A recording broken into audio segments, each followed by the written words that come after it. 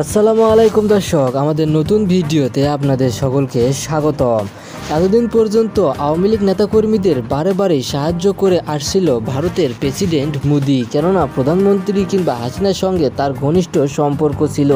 কিন্তু এই সম্পর্ক জেদ ধরেই এবার সম্পর্ক বিশৃঙ্খল পরিবেশে রূপান্তরিত হয়েছে, কেননা মোদি বারে বারে যখন বাংলাদেশে সাহায্য করছিল তখন শেখ হাসিনা ছিল বাংলাদেশের প্রধানমন্ত্রী। তাই তো সেই সব কিছু লুট করতে গিয়ে এবার আওয়ামী লীগ নেতাকর্মীদেরকেই হাতে নাতে প্রমাণ করানো হলো যে সে দেশে কিভাবে চেয়েছিল। ছাত্র রাজনীতির কাছে যে কোনো রাজনীতি আজ পর্যন্ত টিকে থাকতে পারেনি তা এবার ভালো মতোই প্রমাণ পেল, কেননা ছাত্র রাজনীতির কাছে কিংবা ছাত্র রাজনীতিদের জন্যই আওয়ামী লীগ নেতাকর্মীদের সকলকেই পতন ঘটাতে হয়েছে, এবং তারা যদি পতন না ঘটাতো তাহলে তারা কখনোই এভাবে রাজনীতিতে রাজত্ব করতে পারত না। প্রতিটি ক্ষেত্রে যেখানে রাজনীতিতে রাজত্ব করা হয়েছে সেখানে তারা তাদের রাজত্ব থেকে নিজেদেরকে সরিয়ে নিতে চাচ্ছিল। কিন্তু শেখ হাসিনা যখন দেশ থেকে পালিয়ে যায় তখন সে ভারতে গিয়ে আশ্রয় নিয়েছিল, কিন্তু ভারতের তেমনভাবে তাকে গুরুত্ব দেয়নি, কেননা ভারতের মোদির কাছে গিয়েছিল সব কিছু ও সুষ্ঠুভাবে জীবনযাপন যেন আবারও সে শুরু করতে পারে, আবারও যেন সে রাজনীতিতে রাজত্ব করতে পারে।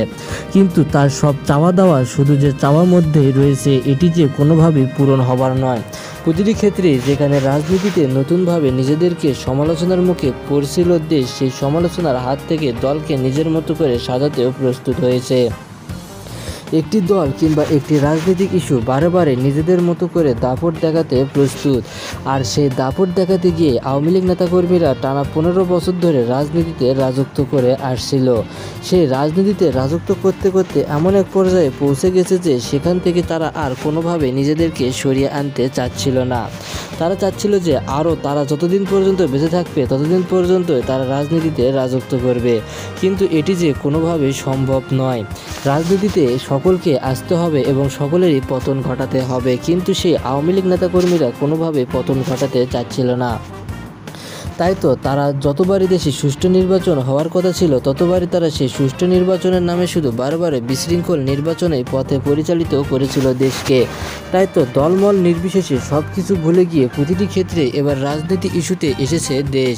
আর দেশ যতদিন পর্যন্ত রাজনীতি ইস্যুতে রাজত্ব করছিল ততদিন পর্যন্ত দেশের সাধারণ জনগণও সুষ্ঠু সমৃদ্ধিভাবে জীবনযাপন করছে।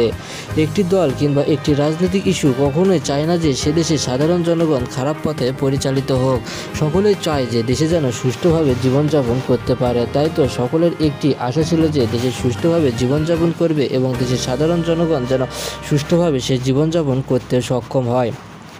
তাই তো সকলে নির্বাচন ইস্যু নিয়ে এক প্রকার উন্মাদনার মধ্যে ছিল, এবার তা নির্বাচন পুরোপুরিভাবে সক্ষমও হলো।